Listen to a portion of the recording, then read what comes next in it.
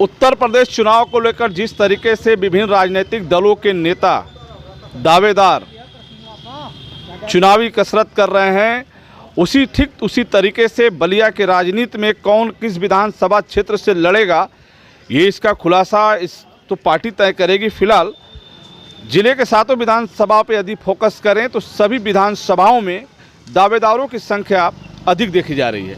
आइए रसड़ा विधानसभा क्षेत्र के राजनीति में जहां लगातार हाथी चल रही है, साइकिल कैसे चलेगी, कमल कैसे खिलेगा, ये तो आने वाला चुनाव बताएगा। फिलहाल अभी रसड़ा के राजनीति में खास तौर पे उमाशंकर सिंह जो वहाँ के विधायक हैं, जो हाथी पे लेकर विगत 2012 के चुनाव की बात कर लें, 2017 के चुनाव की बात कर लें, तो लगातार वहाँ हाथी चली है। उसके पहले भी घुराराम थे, वो हाथी के विधायक थे।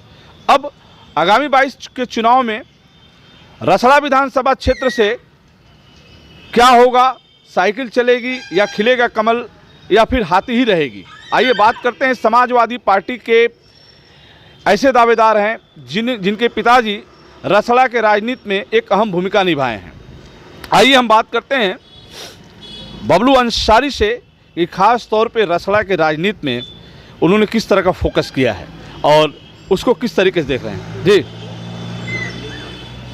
रसड़ा की राजनीति में खास तौर पे देखा जाए, इस समय चुनाव नज़दीक है, कब क्या हो जाए, कब अधिसूचना जारी हो जाए। आप भी एक दावेदार के रूप में समाजवादी पार्टी से देखे जा रहे हैं, क्या मैं गलत बोल रहा हूँ? नहीं, सही बात है। मैंने भी आवेदन किया है चुनाव के टिकट के लिए समाजवादी पार्टी से। जी। यदि टिकट नहीं मिला तो?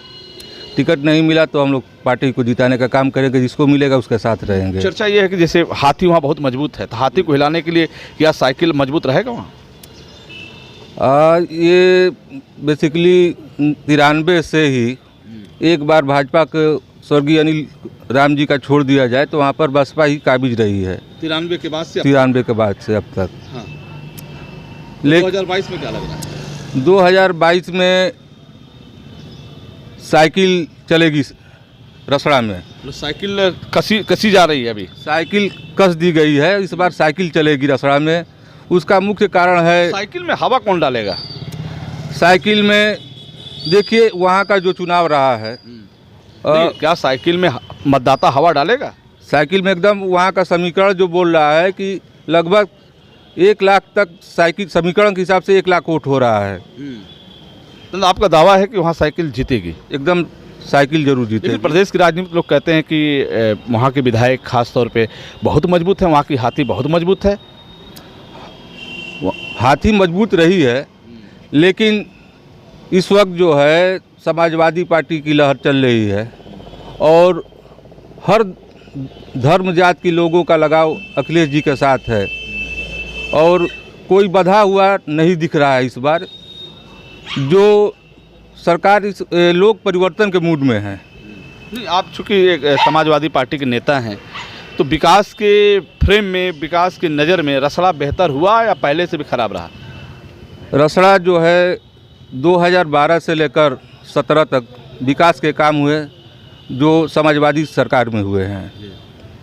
जी, मतलब समाजवादी पार्टी के सरकार में ही है रसड़ा का विकास हुआ। 12 से और 17 के बीच में। उसके पहले बसपा में थे, उसके पहले बसपा सरकार थी, उन्होंने कुछ नहीं किया।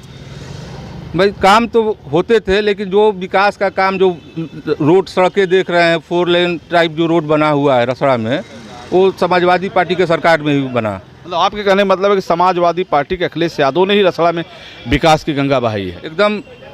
जो राजधानी को जिले से 4 लेन जोड़ने की योजना के अंतर्गत आजमगढ़ से लेकर फेफड़ा तक रोड का चौड़ीकरण हुआ, 7 से 10 मीटर का बना, और रसड़ा में सुंदरीकरण हुआ जो 2012 और 17 के बीच ही हुआ, जिसमें समाजवादी पार्टी की सरकार रही है।